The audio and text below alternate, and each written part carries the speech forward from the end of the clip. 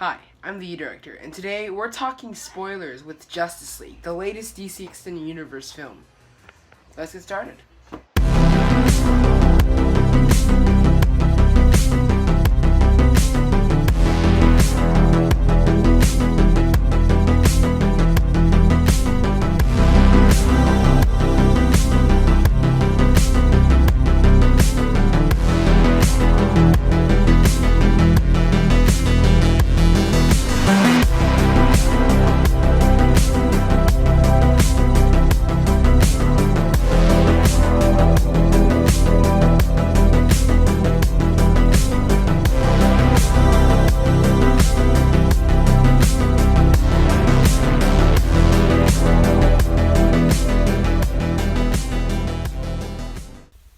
So, ever since I was really little, there's been one really big thing that I've always been waiting for, and that is seeing all of my favorite superheroes on screen. Now, if most of you know me at all, then you should know that I do love DC Comics way more than I do Marvel. Now, the biggest thing I've been waiting for was seeing the Justice League on the big screen. I had watched Justice League Unlimited, all of the Justice League TV shows, and and then when the CW TV shows hit, I was like, oh my gosh, this could actually happen, which technically still we haven't gotten a real Justice League reveal, even though we kind of got that last year, but not really. Anyway, Justice League hit theaters this Friday, and I was so excited, I was so ready for this film, and if you can't tell by my voice, I was extremely disappointed. It wasn't a bad film, not at all, but it also wasn't good. In fact, I can really relate it to the Batman v Superman Ultimate Edition, which, like I said, I respect that film, but I don't really like it. And that's really the same thing goes for Justice League, except I kind of do like it, but also I don't.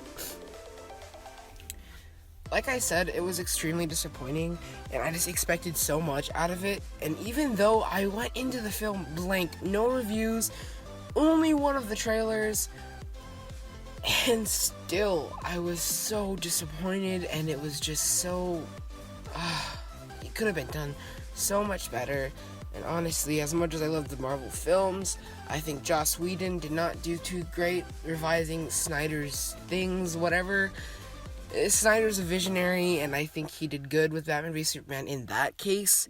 Because, I mean, say what you want about the film, although the film may not be good, it's got gorgeous visuals, and that's something I can admit.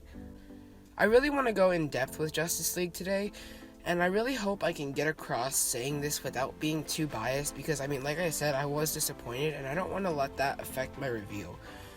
I'm going to be speaking this from a completely unscripted, 100% unbiased, or at least 99% unbiased, and before I get started, I do just want to let you know there will be spoilers, so if you have not seen the film yet, see it if you want or not. I'm sorry. See it if you want. If you don't want to see it, then don't. The spoilers, like I said, there will be spoilers in this review, so have at it. Have fun with watching this, I guess. Yeah. So, Justice League came out on Friday, like I said, and 100% disappointing. A lot of people liked it. Still don't really understand why, but I'll go ahead and start the unbiased part of this right now. So, Justice League was pretty decent. When it comes to film, or at least film-wise. Colors were a bit bland. It was obviously on a grayscale, like you could really tell just by seeing the film. A lot of the colors were very bland, and I feel like the color grading was just not sharp enough to the point to where it's possible that, I mean, your brain could just doze off because of the colors. But I mean, as far as I know, I'm pretty sure that grayscales are kind of supposed to soothe your brain to the point to where you want to sleep. I personally did almost fall asleep about twice. A lot of people didn't, which I think I can commend you on that, because I have a really hard time with grayscale films. I mean, I don't like black and white films, to be honest. I never have. But, I mean, hey, if you can handle it, then all power to you. Like I said, colors weren't that great, but anywhere the colors were good, they were really good. That's kind of the thing with this film. There were a lot of bad things and a lot of good things, but when it was good, it was really good, but when it was bad, it was really bad. Overall, I think it did good in a way. Like I said, there were a lot of good things and a lot of bad things with the film. Let me just go ahead and get started on acting.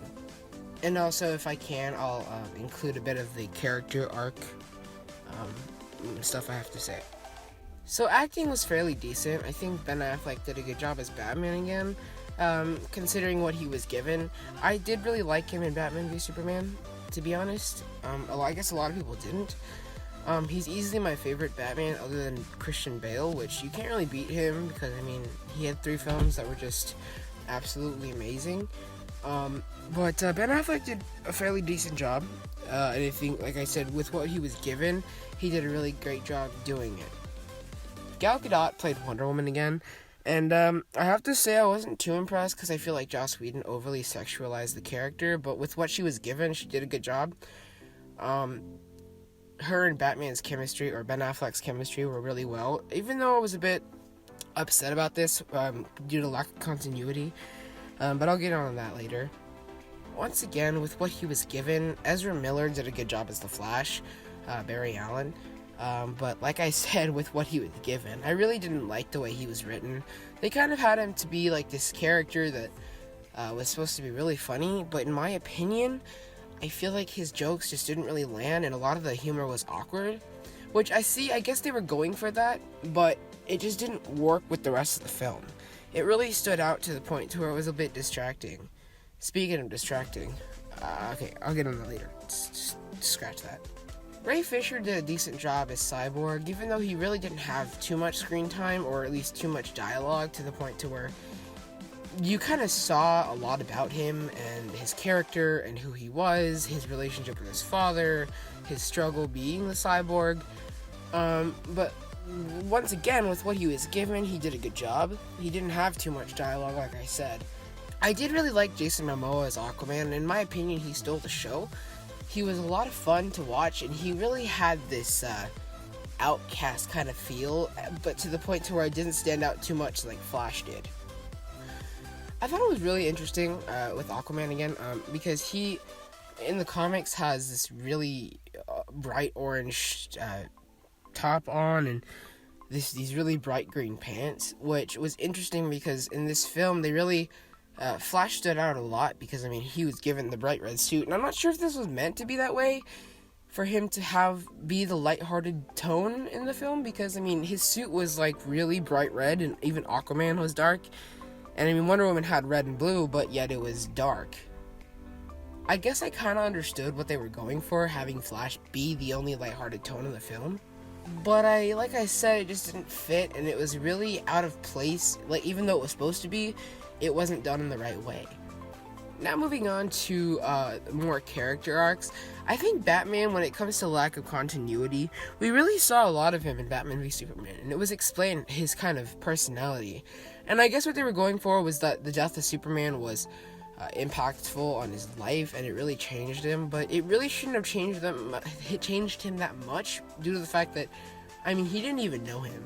He didn't have many scenes with Clark Kent or Superman in Batman v Superman.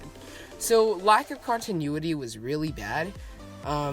It was almost as if these characters were completely different, which it is still possible to keep that dark tone on some of the characters and still have it be the lighthearted film, but I guess they just didn't see that because Ben Affleck's Batman was, for some reason, had a crush on Wonder Woman, which in the comics they do have some romantic involvement. Except not like this, I guess. It wasn't really the comics that bothered me, the fact that it didn't follow source material, but the fact that it lacked continuity. I mean, in the first film, in Batman v Superman, we see Batman's brooding old age, and in this film, I mean, his hair wasn't even gray. I mean, they dyed it brown or whatever. So I feel like when it comes to continuity, they just kind of scrapped everything that was once good about the DCEU. But, I mean, not much we could do on that one. Anyway, moving on to Gal Gadot's Wonder Woman. She was pretty much the same, and I think she also kind of stole the show alongside Aquaman. She did a really good job in the film for what she was given, again. But like I said, her character was over-sexualized, and it seems like Joss Whedon has kind of done that with a lot of his characters in the past. And it really doesn't work. I mean, even though Wonder Woman's kind of a sexualized character, I feel like it really, just like I said, scrapped all the good things about the DCU. And then the other character arc I wanted to talk about was Steppenwolf, the main antagonist of the film. His character arc was really, really, well, he didn't have one. I feel like his character arc was just, there was none at all. I actually mean that. He had no real motive, and he was a very generic villain, and it really got on my nerves in a lot of areas. Now moving on to story writing. I feel like the story writing was really well. And the way it was written, maybe not, but I think the story in general was really good. Just the way that it was portrayed wasn't. Of course, we know that Superman was coming back, and I did say spoilers in the beginning of this video. But we knew Superman was coming back, and to be honest, it was very underwhelming. In fact, that was kind of the whole film. The whole film was just very underwhelming.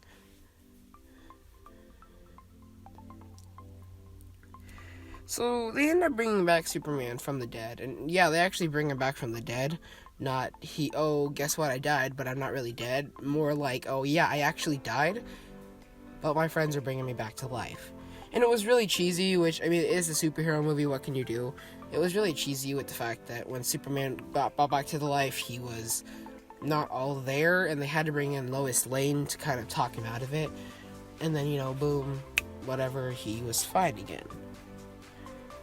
I really didn't like the fact that they had to bring him back to life. I was really looking forward to some more, something more explainable, and it was explainable in a way. It was just very rushed. I feel like bringing him back to life wasn't exactly the greatest idea, but that one's just me. Yeah.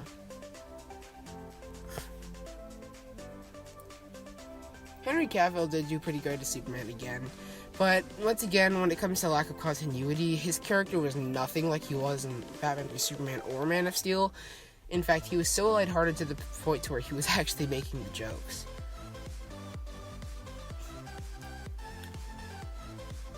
Now, one of the biggest things, and this is probably going to be the last thing, because these essays already are way too long, in my opinion. Justice League had really bad visuals in a lot of areas. And one of the biggest things, if you follow my Twitter, you should know this one. One of the biggest things is Henry Cavill's mustache cover-up.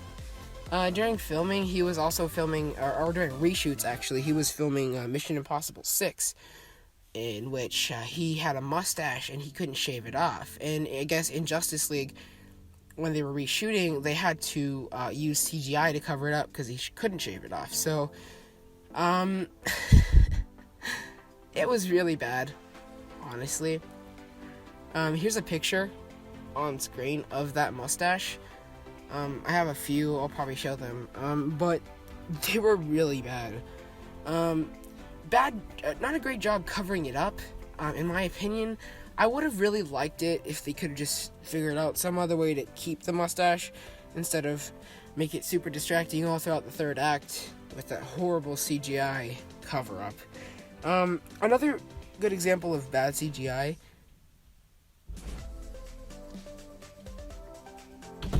was Cyborg as a whole.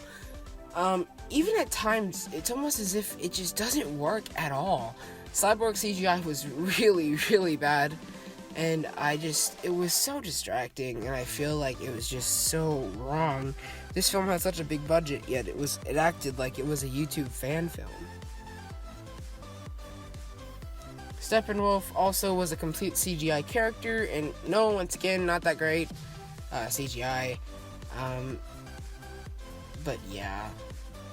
A lot of you like watching spoiler reviews for the sake of not being able to see the movie, so you just really want to know all the spoilers. In that case, there is some references to the Green Lanterns. There's a flashback scene where Amazonians and, I believe, Atlanteans are fighting Steppenwolf in a flashback, and there is a Green Lantern who dies, and his ring, I guess, it floats off and floats to space. I guess that's probably alluding to the fact that Hal Jordan Green Lantern is coming, or Hal Stewart, I'm gonna get a lot of hate on that one. Or the Stewart, John Stewart, I think. Shoot. Version of Green Lantern. I really hope that they do that one well. But other than that, there wasn't really no real death in the film. Like, no one important died. I mean, other than every Amazonian. Yeah, but that pretty much sums up my review of Justice League. And my final review will come out to a 4 out of 10. I was really disappointed, and I did enjoy it in some aspects, but then it really just got canceled out by something else in the film. But overall, I think some of you will enjoy it. I personally didn't. I hope you enjoy it because I was really disappointed with it. If you enjoy it, good for you. But overall, that really sums up my review of Justice League. So I hope you guys enjoyed that video. If you did, please like, subscribe it, whatever. Now, and also remember that this is my video, my personal review. Not everyone's going to agree with the same thing. And that's a world where I have to live with, unfortunately. But I'm going to be talking about that in my next film essay next week. And I hope you guys are looking forward to that. But in the meantime, I'm Evan Yeva, the E-Director. And I hope you guys enjoyed this. See you later.